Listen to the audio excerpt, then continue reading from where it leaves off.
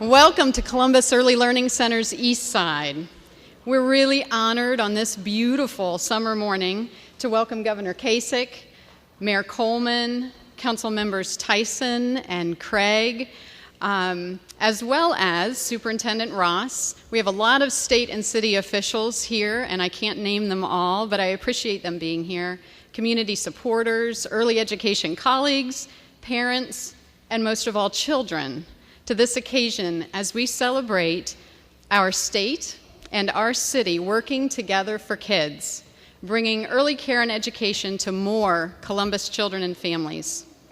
Columbus Early Learning Centers had its beginnings in 1887. Yes, that's 1887, just a few blocks south of us on Oak Street. The historic Ohio Avenue Day Nursery was opened here in the King Lincoln District in 1917. And just this March, we moved around the block to this wonderful facility to continue our 127-year mission to serve our neighbors and friends here on the Near East Side of Columbus.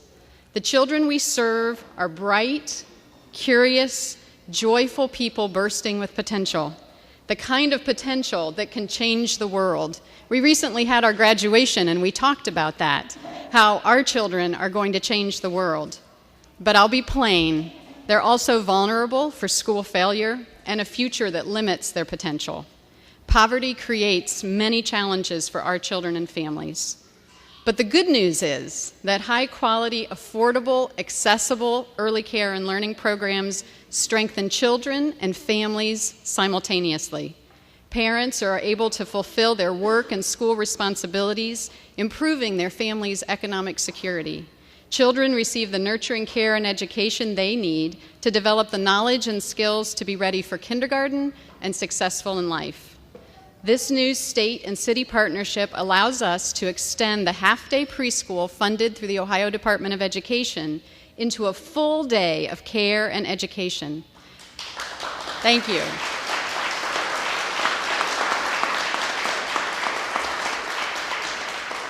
Helping our working families fulfill their responsibilities and giving children a full day of social and cognitive skill building.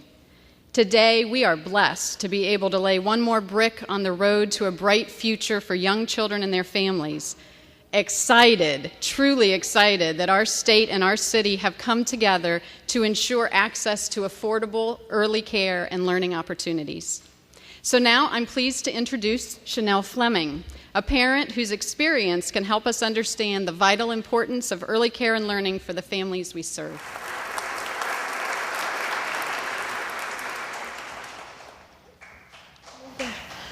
Good morning, ladies and gentlemen. How you guys doing today? My name is Chanel Fleming. I'm here on behalf of Hilltop Preschool, located on the west side of Columbus.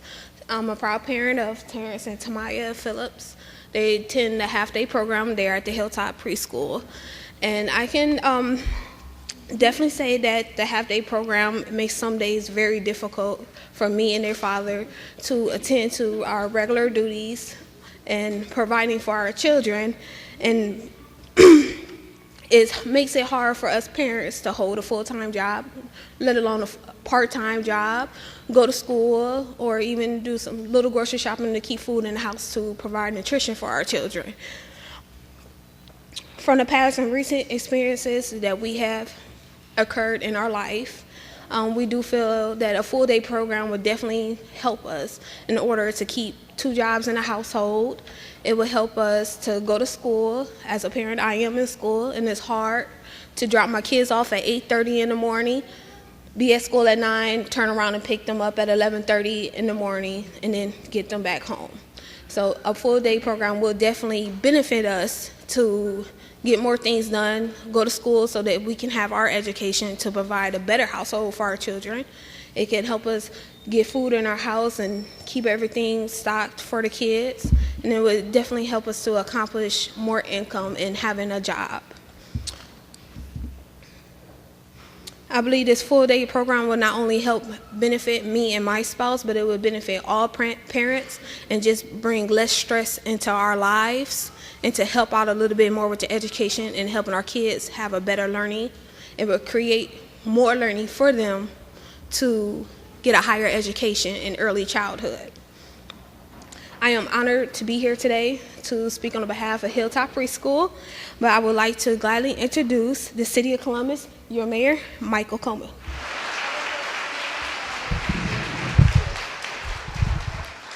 Thank you very much. It's so great to be here once again, and it was wonderful sitting next to Eva.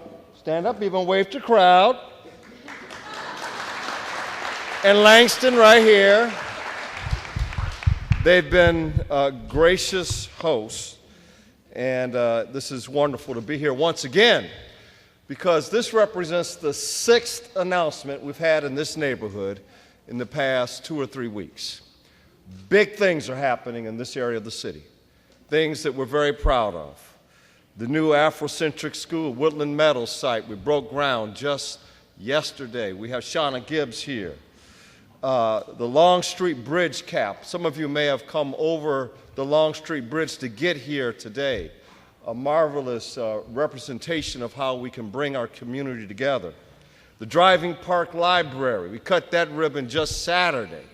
We had hundreds of people to just enjoy the opportunity to learn once again.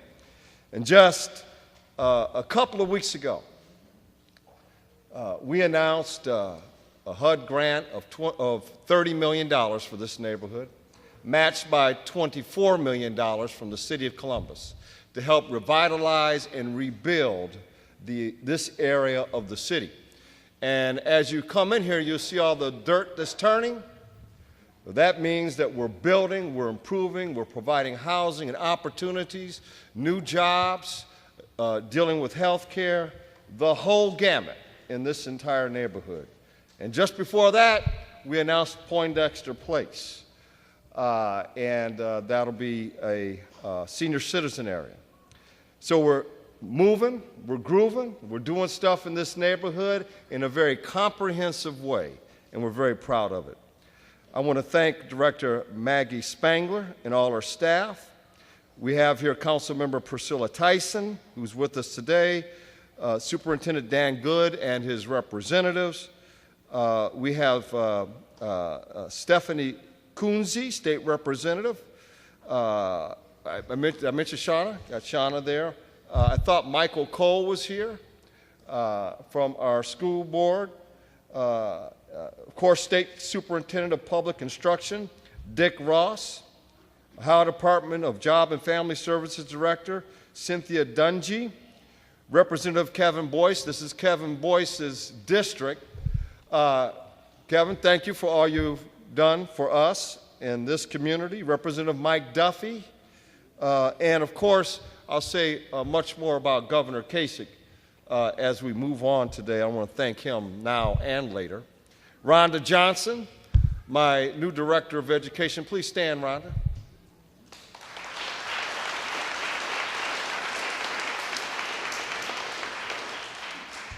This is an important day, not only in this neighborhood, but for the City of Columbus. Because when our kids enter kindergarten prepared to learn, they are prepared for the remainder of their entire lives. Unfortunately, 34% of Columbus City school children enter kindergarten unprepared, and it puts them behind even before they get started. The truth is that 85% of a child's brain development takes place at the age of 5. So education must start early. The earlier education starts, the better prepared they are for the future. And so we started in Columbus, what's called Early Start Columbus. And we are providing quality preschool education in the city of Columbus. And we announced that a couple of months ago. And so today represents a very exciting expansion opportunity and a new partnership between Governor Kasich and the Ohio Department of Education. Through this partnership, we'll have funding available for pre-K for 160 additional low-income 4-year-olds in the city of Columbus.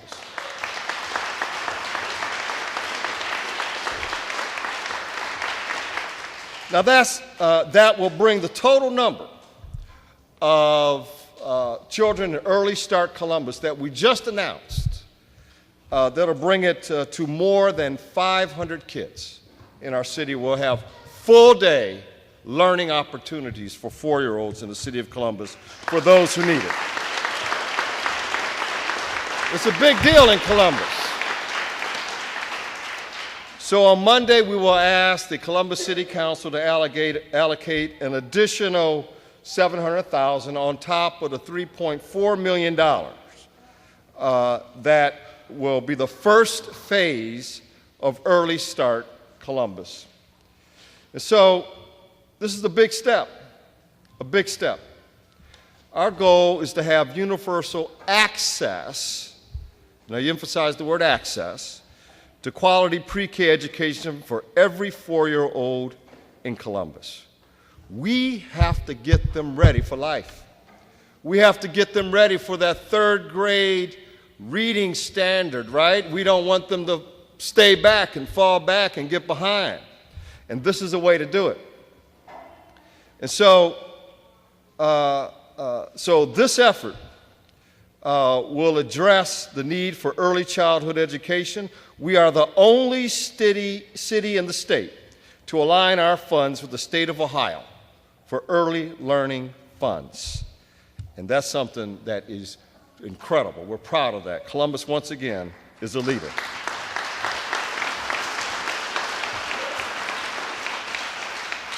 So really, this is so dynamic and so important, and here is the significance of today's announcements. Number one, first, we serve an additional 160 kids to get over 500 young people in Early Start Columbus to get them ready for life. The second point is that state of Ohio is the first partner to step up with us in Early Start Columbus.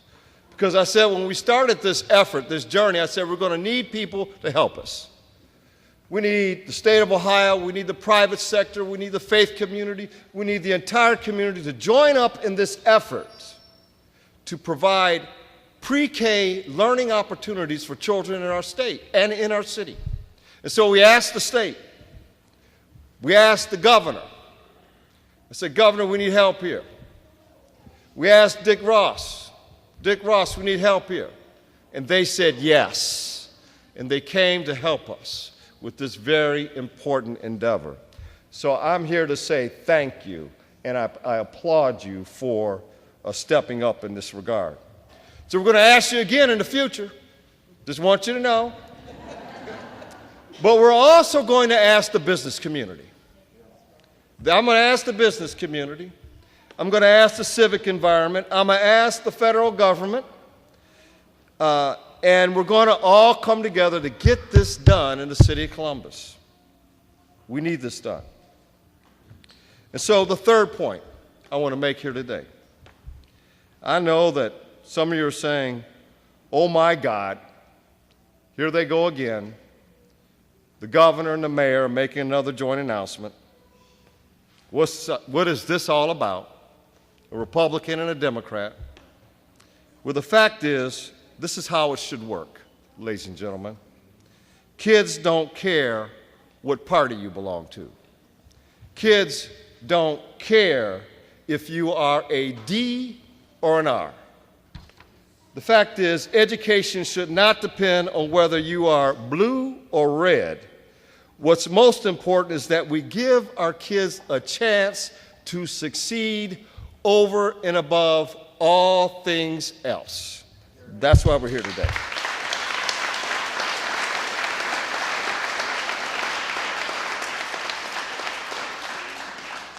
This is a lesson that the dysfunctional Congress should learn, and this is a lesson that the broken Washington, D.C. should learn as well about how we do things in Columbus.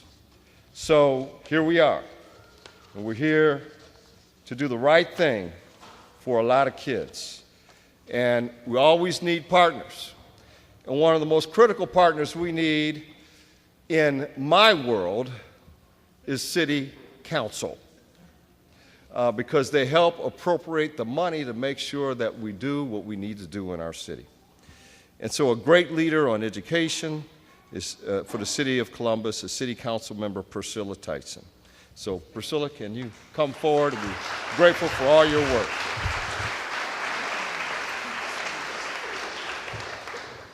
Good morning.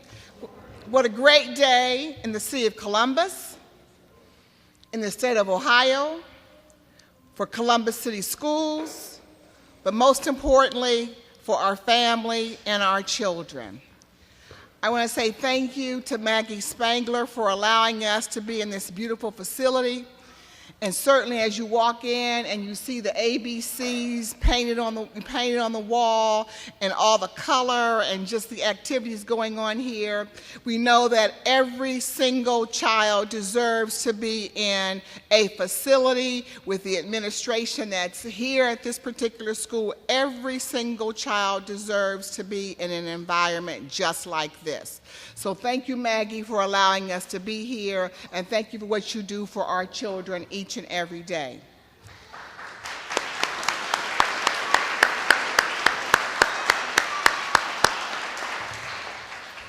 Our children need to enter kindergarten prepared to learn.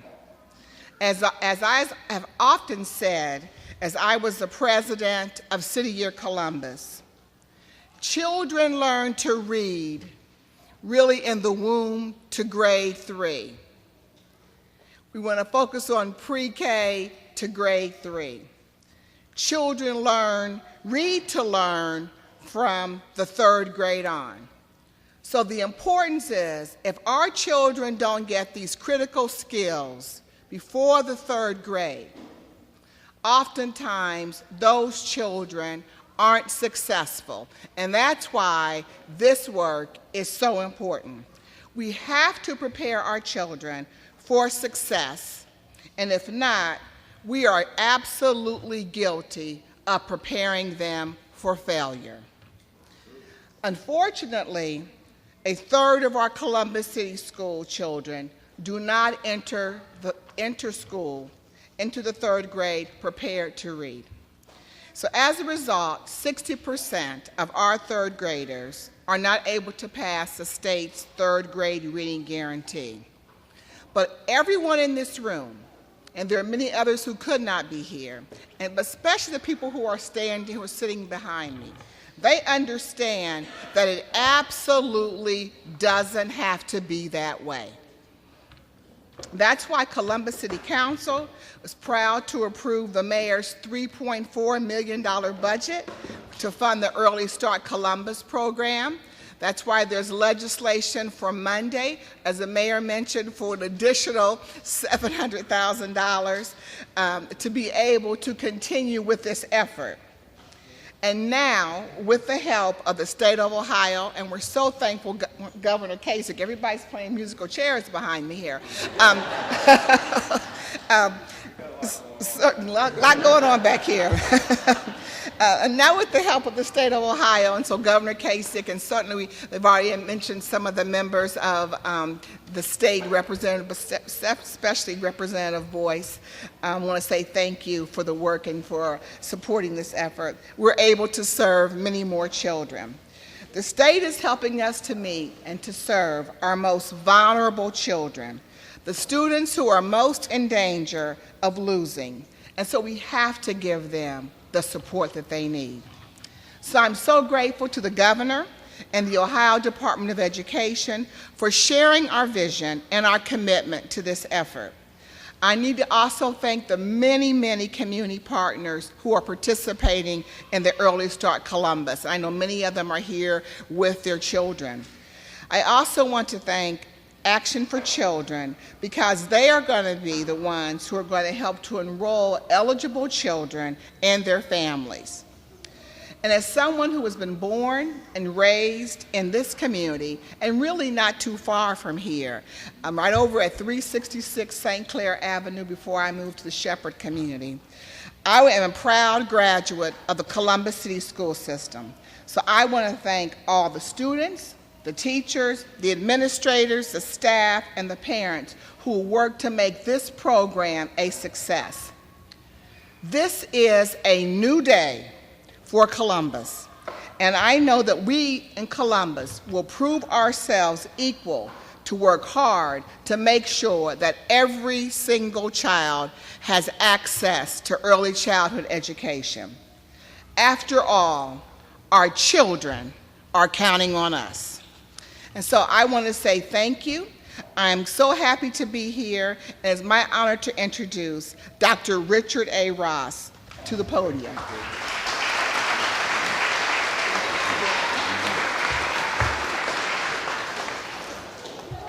Good morning, boys and girls, ladies and gentlemen. It's good to be here today. It's certainly wonderful to be here to hear Mayor Coleman and Governor Kasich talk about the commitment they're making to help educate Columbus's youngest citizens that we have here, and especially those that come from disadvantaged homes. You know, we talk a lot about quality education for our children from kindergarten to 12th grade and through college, but we need to talk more about high quality education and care for our children in the formative years, from birth to kindergarten. And we need to offer them early learning experiences that provide support services for their physical and mental support. And it's really one of the wisest and most compassionate investments and things we can do for our children. Because quality early childhood experiences last a lifetime. And we do need to do all that we can do to make sure those experiences are good ones. And we're here today, and we're seeing the little ones having those great experiences, and we're looking to expand those. But we all know life can be difficult for our youngest boys and girls if they don't get the care and the social and learning experiences they need to keep them learning throughout their years. All the statistics tell us that children who are not exposed to reading and other forms of learning in these earliest years, either at home or in a quality preschool program, are more likely to be overwhelmed by the learning challenges once they face and enter kindergarten. Students who lack these basics start their school years off kind of on the wrong foot. Unless we intervene quickly and effectively, that bad start can turn into a bad middle and a bad end. And let's look at reading alone. The ability to read is the foundation of learning and the future of learning and the control of learning by the individual student. If the child isn't reading by grade level by the end of the third grade, that youngster is usually more likely to fail academically in the future. That's why even before I became state superintendent, I worked to help the governor create the Ohio third grade reading guarantee, which I hugely support, and I think across this state we're seeing huge progress this year because our school teachers, our superintendents and principals and parents have responded, and it's making a difference, and it will continue to make a difference. And that guarantee holds schools accountable to provide immediate intervention for all our boys and girls who are struggling to read, starting in kindergarten through third grade. So when these youngsters go on to higher grades, they have the foundation they need to control their learning and to keep learning in more complex situations. Preparing our children to be educated from birth to kindergarten and offering the protection of the third grade reading guarantee is a hand-in-hand approach that we're using to break the chain of failure that can bind a disadvantaged child for a lifetime. And I know that breaking that chain is also a great concern of Governor Kasich. The governor really understands how hard it is for our state and communities to work to get every child's education off to a successful start. And he's made early education initiatives a high priority in his administration. And I know he has some thoughts with you to share with you right now on that. Governor Kasich. Thanks.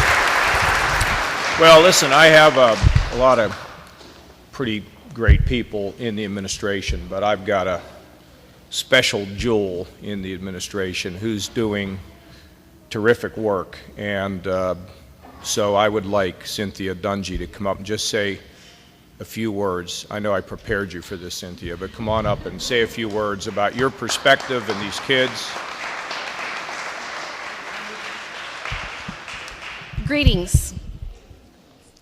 I am honored to be here with you today. I am the director of the Ohio Department of Job and Family Services, and it's my pleasure to be here with you. Number one, because I am a parent of a 3-year-old, and I can tell you that I am extremely impressed by the patience of the 3- and 4-year-olds in here with us today. But more importantly, for those of you who are doing an honorable job in making sure that our children are prepared for the future. As a parent, the one thing that I have left with my spouse on a daily basis is that it is our job to make sure that our son is prepared for his future. We're not going to be with him every single day to make those decisions for him that we know are going to be critical in his life, but I want to give him the foundation to know what is right and what is wrong. And it begins at home. But when he leaves my home, I want to make sure that he's in a quality educational center receiving the type of instruction that he needs to be successful. I grew up just around the corner. I was born and raised in a home at 1417 East Long Street, literally around the corner. I've watched this community as it has changed over years, and I can tell you that as a person who grew up in a box that others would describe as living below the poverty level, I am honored to be able to stand here in front of you today because I never saw that box as a barrier. I saw that box as the opportunity for me to be able to use my skills to be whatever it is that I chose to be. And that was because I had people in my life like those of you in this room. I had people in my life who said to me, you can be whatever it is you want to be. They were great mentors, and it's really important that we mentor our children. In order for me to understand the opportunities were available, someone had to present them.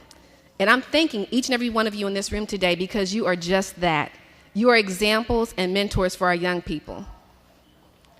My charge at this time is that I am leading the Office of Human Services Innovation.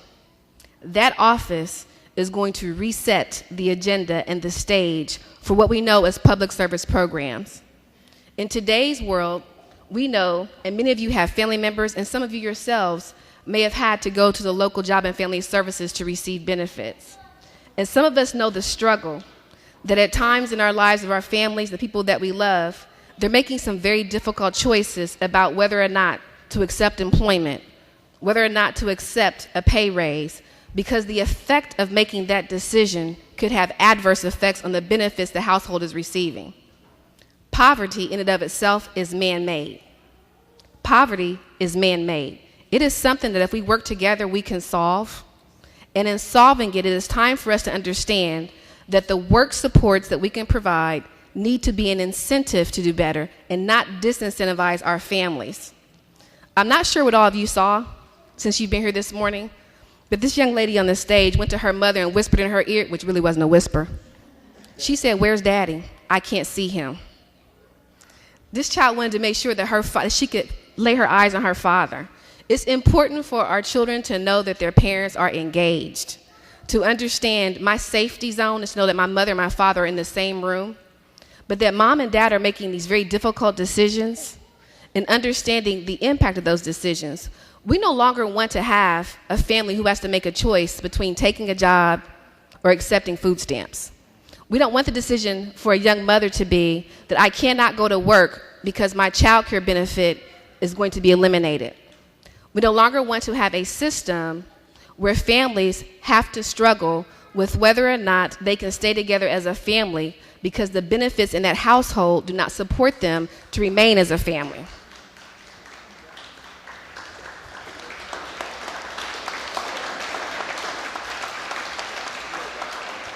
So while we are here today to talk about that foundation for our young people, I want us to all keep in mind that it's important for our entire families to be engaged. Our community can only be stabilized by stronger families. I'm going to do my part. I'm going to ask that you join me in doing your part. Have a wonderful rest of the day.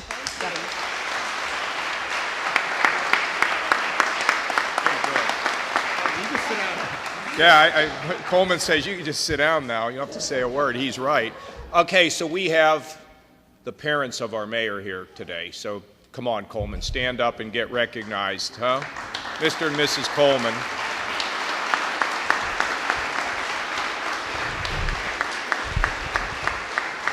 You know, Mike and I do a lot of things together.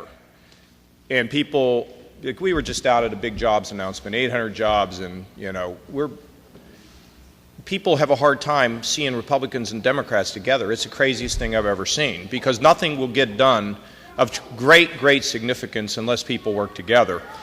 I think the reason why Mike and I do this is because we've been around a long time.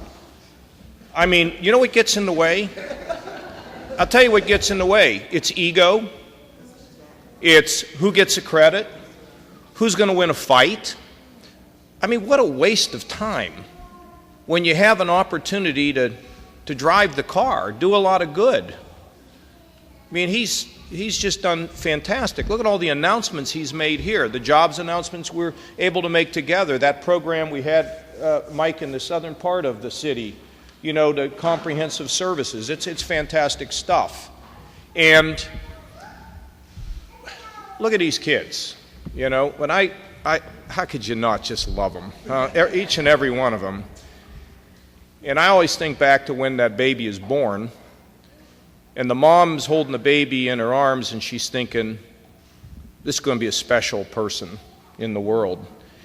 And without the education and the tools, who knows? We could have somebody here that could cure cancer. Sitting right here, these little ones are going to grow up before we know it. You know, mine are 14 now. They were just this little, and now they're bigger, and they have opinions and all kinds of things. So I said to Mike outside, we're going to have to do more.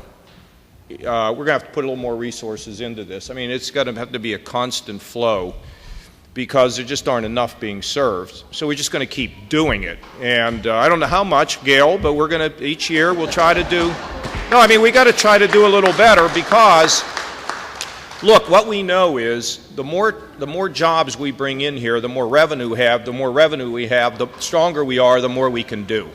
So we got to do this, you know, in a really steady way. Steve Allen is here today. Steve, stand up. He runs Children's Hospital. They do a fantastic job here.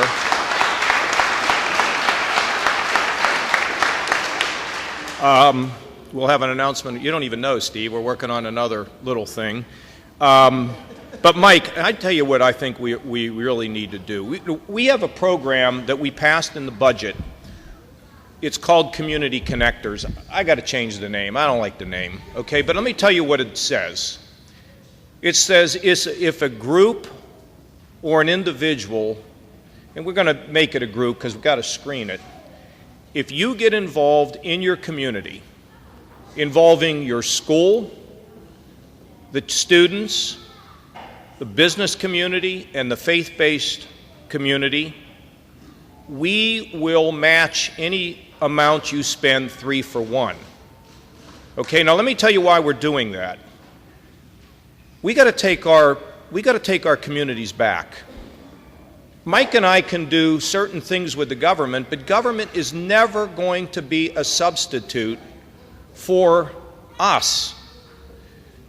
I think in our town, since we are unique in this approach, and we'll spread this across the state, but what we should do in this town is the business community and the faith-based community needs to be in our schools, and they need to be with our children.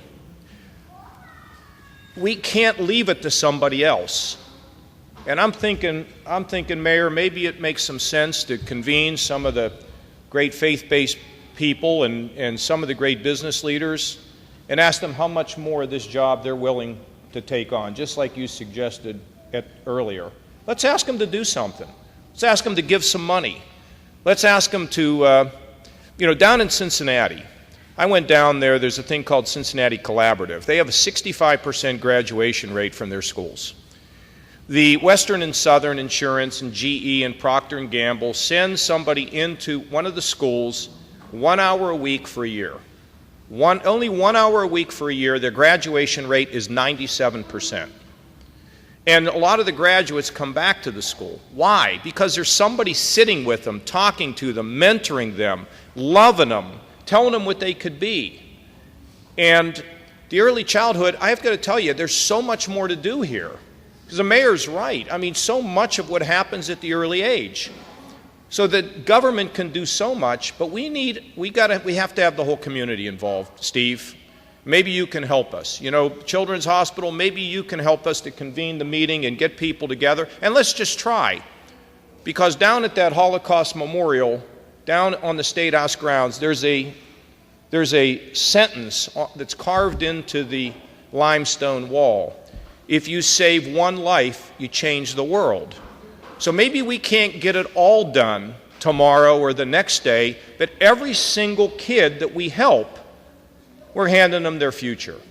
And their future may result in something that's going to not just benefit all of us, but benefit our community. I mean, it's fantastic.